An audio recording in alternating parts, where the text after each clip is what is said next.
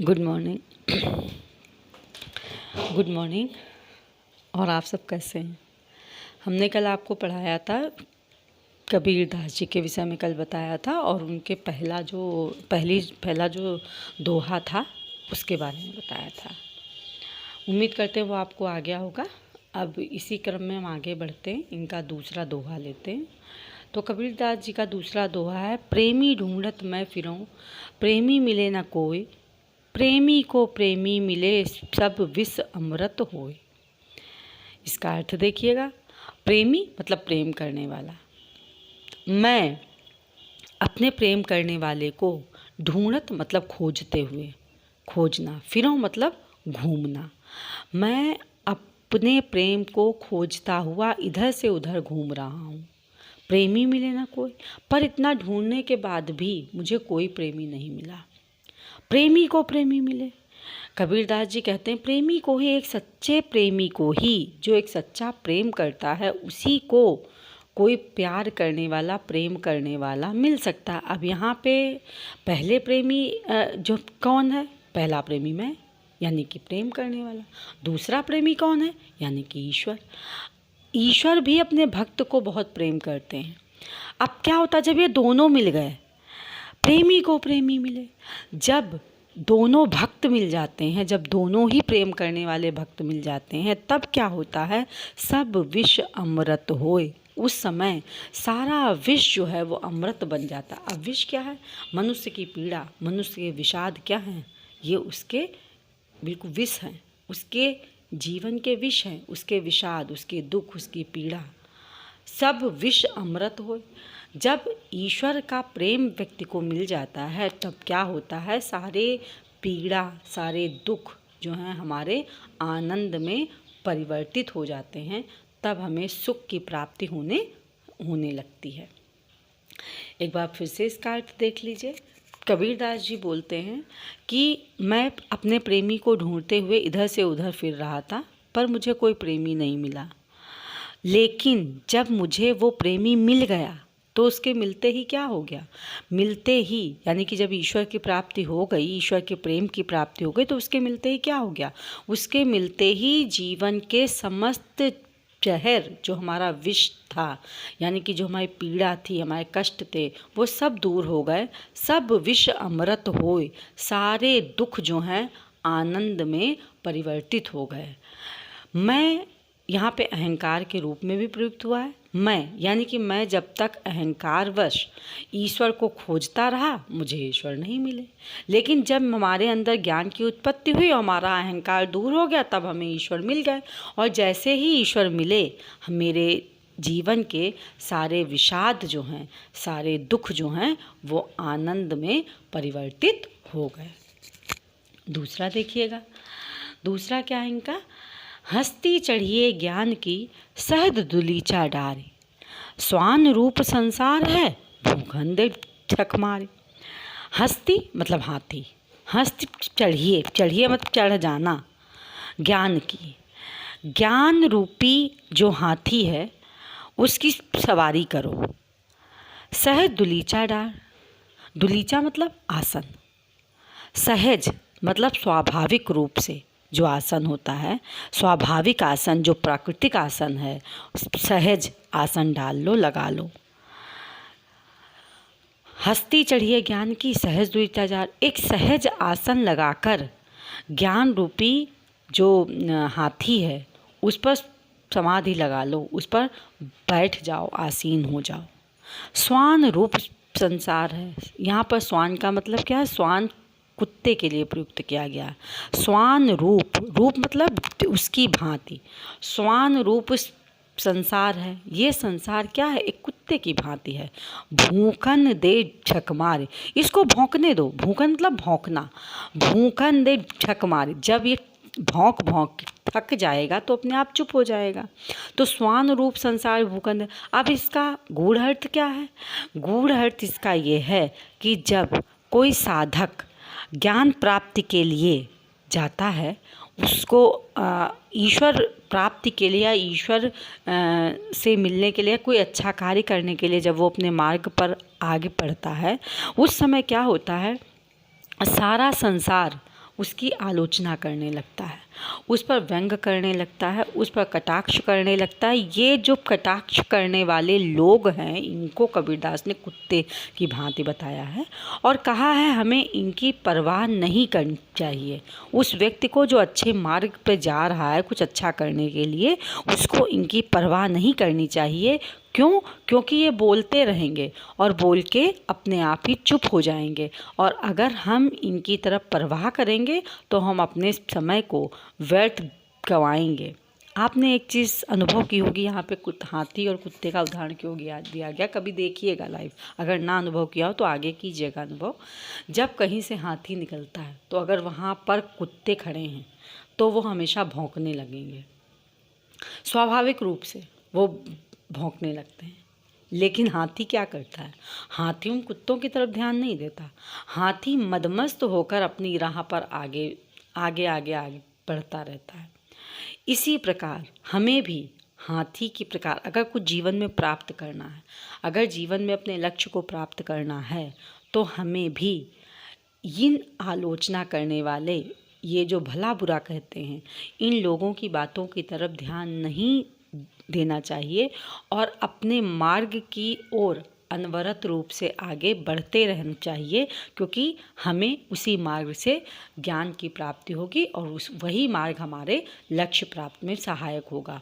और ये जो आलोचना करने वाले हैं ना, एक थक हार के बिल्कुल चुप हो जाएंगे।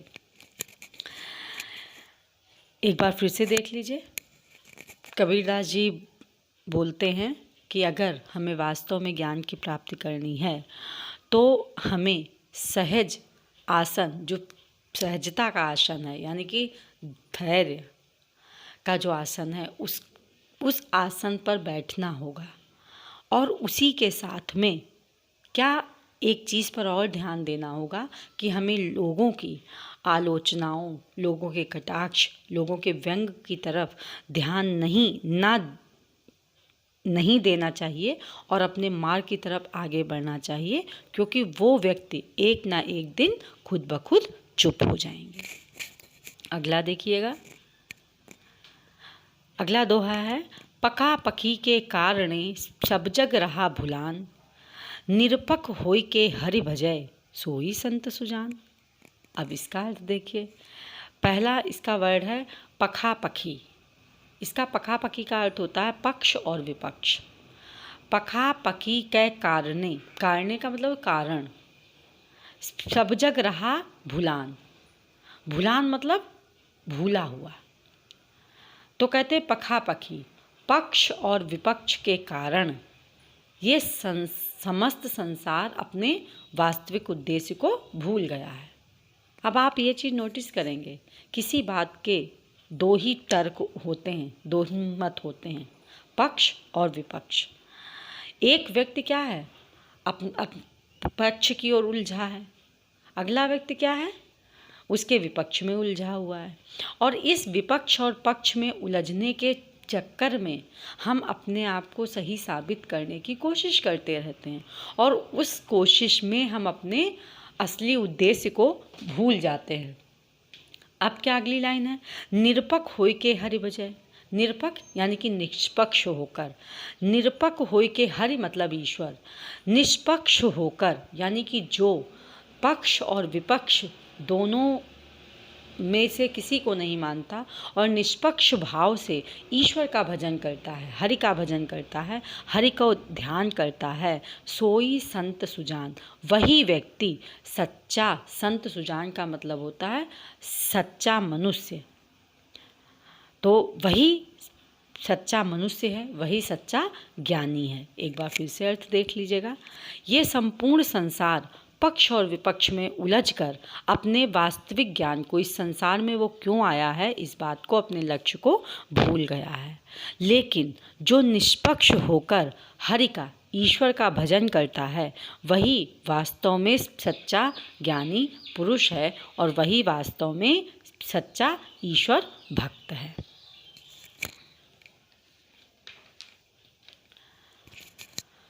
अब अगला देखिएगा, अगला दोहा है, हिंदू मुआ राम कहे मुसलमान खुदाए, कहे कबीर सो जीविता जो दुई के निकट न जाए।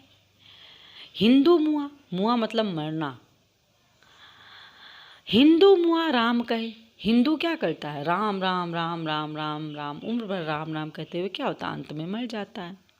मुसलमान खुदा है, इसके विपरीत जो है मुसलमान क्या करता है? खुदा खुदा खुदा खुदा खुदा, और खुदा खुदा कहते कहते वो अंत में क्या हो जाता है? मर जाता है, मृत्यु को प्राप्त हो जाता है।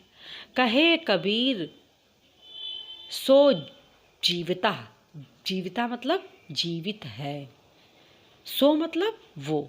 कहे कबीर, कबीरदास जी बोलते हैं वही व्यक्ति जीवित है, वही व्यक्ति वास्तव में जीवन का आनंद ले रहा है, जीवन में सुखों को प्राप्त कर रहा, जो दुई के निकट न जाए। जो इन दोनों के निकट नहीं जाता वो वास्तव में सच्चा ज्ञान प्राप्त करता है, और सच्चा ज्ञान प्राप्त करने के बाद वही आनंद की प्राप्ति करता है। एक बार फिर से इसका अर्थ आप देख लीजिएगा। हिंदू राम राम और हिंदू राम राम कह के मृत्यु को प्राप्त हो जाता है, और मुसलमान खुदा खुदा कह के मृत्यु को प्राप्त हो जाता है। परंतु कबीरदास जी बोलते हैं ये दोनों ही मृत प्राय हैं, ये दोनों जीवित नहीं हैं, मरे हुए हैं। जीवित कौन है? जीवित वही व्यक्ति है जो इन दोनों में नहीं उलझता, जो हिंदू मुसलमान में नहीं उलझता, जो इन दोनों के निकट नहीं जाता, वही जीवन में सच्चे ज्ञान को प्राप्त कर अंत में आनंद की प्राप्ति करता है। अब अगला देखना, काबा फिर काशी भया, रामय भया रहीम। काबा फिर काशी भया, रामय भया रहीम। मोट चून मैदा भया, बैठ कबीरा जी। अब इसमें क्या है? हिंदू मुसलमान का जो भेदभाव है ना, उसको मिटाने की बात की गई है, उससे ऊपर उठ जाने की बात की गई है। क्योंकि प्राचीन काल से हमारे समाज की ये विडंबना रही है कि हम इसी में उलझे पड़े हैं, और इसी आधार पर समाज में लड़ाई झगड़े दंगे फसाद सब क्या से क्या होते रहते हैं। लेकिन जो सच्चा साधक है, जो सच्चा ईश्वर भक्त है, जो सच्चा धार्मिक व्यक्ति है, वो इनमें नहीं उलझता। तो इसी बात को कितने बहुत सहजता से कबीरदास ने कहा है, उसको आप देखिएगा। काबा फिर काशी भया, इन्होंने कल्पना की है कि काबा, काबा क्या है? काबा है मुसलमानों का पवित्र धार्मिक स्थल। अब काशी क्या है? काशी है हिंदुओं की पवित्र धार्मिक स्थल, जो कि आज वाराणसी के नाम से प्रसिद्ध है। काबा फिर काशी भया, कबीरदास जी बोलते हैं अगर काबा और काशी में अंतर ना रह जाए, रामय भया रहीम, और राम और रहीम में अंतर ना रह जाए। अब क्या मतलब है कि राम काबा में जाए और रहीम काशी में जाए, यानी कि जब उसे दोनों जगह ईश्वर, एक ही ईश्वर नजर आने लगे, तो तब क्या स्थिति होगी? तो वो वास्तव में उस समय स्थिति बहुत अच्छी होगी। उस समय हम दोनों के भेद से ऊपर उठ जाएंगे, और मन जो कलुषता है हमारे मन की, जो हमारा भेदभाव मन से है, वो दूर हो जाएगा। वो बोलते कैसे दूर हो जाएगा? अगली लाइन में उन्होंने उदाहरण दिया है, मोट चून मैदा भया।